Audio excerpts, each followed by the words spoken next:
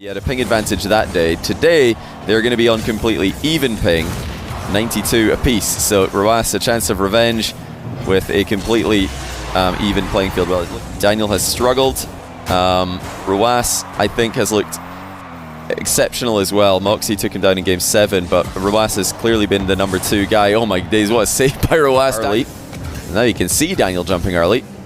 This time rw9 adjusts to deflect the ball underneath him. Daniel, 27 boost and a back wall position, looking to bait rw9 in there. rw9 doesn't fall for it, but Daniel's breaking away on the counter regardless. Look at the power from Daniel. It's a long shot towards rw9, which will also be fairly easily saved, but who comes away with the ball? It's rw9. He's a bit too fast for Daniel in that exchange. Please keep the chat in English because I can't read Arabic, my mods can't read Arabic, and therefore we cannot effectively moderate. There from rw9 looking to bait Daniel to dive into the back corner.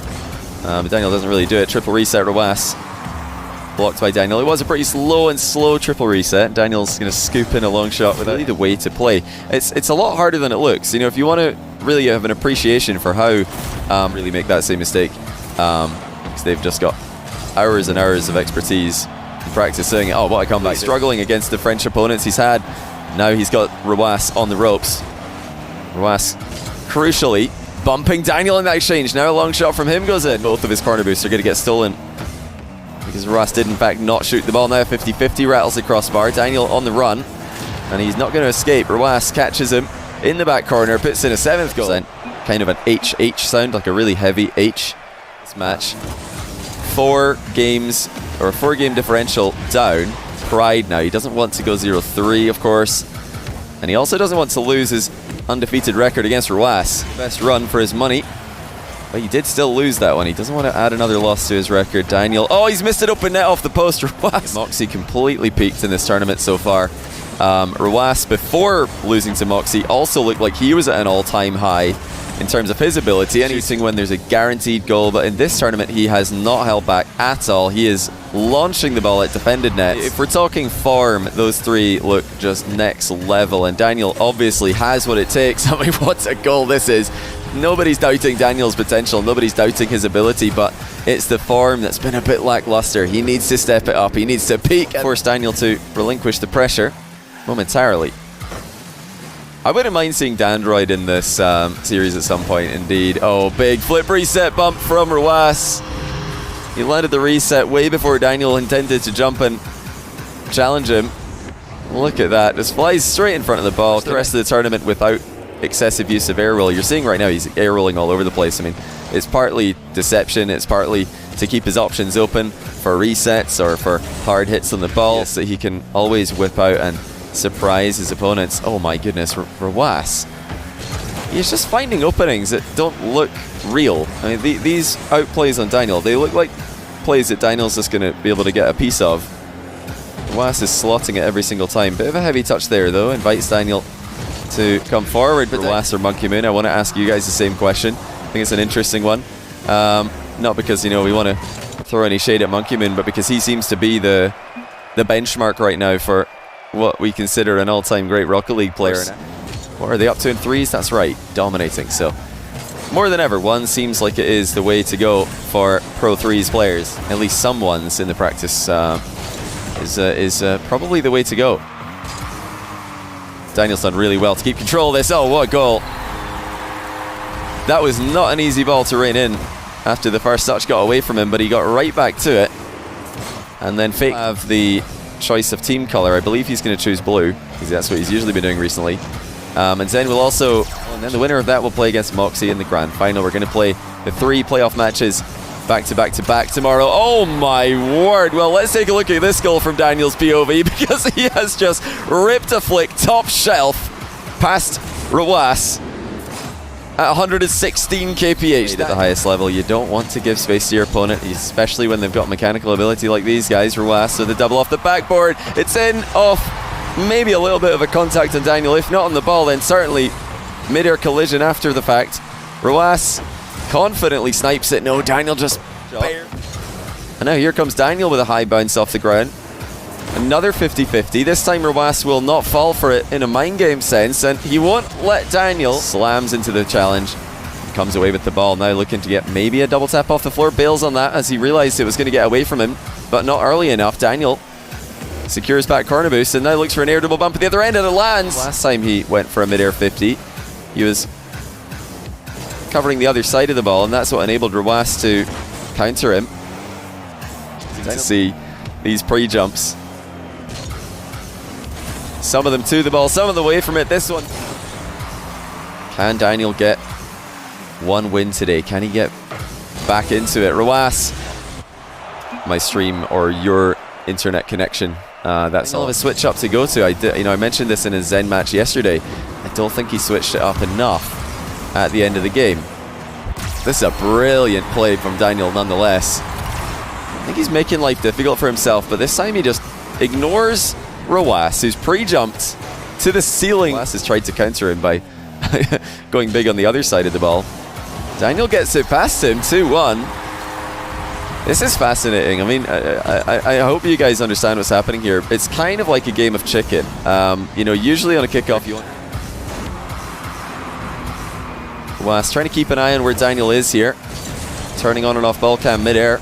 Daniel finds a way to the ball. Anything to see a player just refuse to change a strategy that appears to be losing. I mean, Daniel lost 2 kickoffs in a row there doing the exact same thing. You might be thinking, Johnny, what do you mean?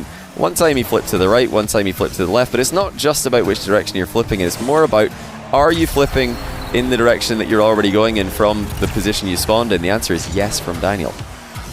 He's playing rw9 on hard mode, and he's winning. Daniel's going to get a second go at it from the back corner. Oh, mind game by Daniel lands. He's up 5-2. Well, everything's working in the air now for Daniel. If he's not getting easy possessions from the kickoffs, he is making... This is crazy to see. I think rw9 is actually the one who's switching his kickoffs, but because Daniel is stubbornly sticking to the same strategy rw9 looking a bit flat in this game. Oh, what a save by Daniel. rw9's flick went over and the crossbar bounce was about to be read by the Saudi Arabian. And Daniel leaves everything unreadable at the other end of the field. 7-2. He's looking like Zen up there. In fact, he's looking like Prime Daniel up there. Time left for rw9 to fight back in this game. High pop with the air dribble. Look at Daniel's mid-air adjustment though as he follows rw9 the entire way. He has crumbled to return the favor. Daniel again up into the air early. Can he slot this? Yes, he can. 8-3. The hard counter strategy to players who just try and push the ball around the outside on the kickoff, like Daniel has every time. Now the true counter inside. If you're wondering what do I mean by outside inside, there's no recovery if rw9 knows. But the risk is that that's a great save for rw9. By the way, Daniel is spamming. It's not a completely foolproof kickoff against other strategies that Daniel could switch to, so rw9 is probably hesitant to do that and leave his net a little bit open and can get the boost on this side, but Daniel does get it, so a bit too long there for rw9. The pinch shot's good nonetheless. Oh my goodness. Well, he built the attack with boost steals, and then he sniped it past Daniel with a perfectly placed ground half volley. rw9 makes it work.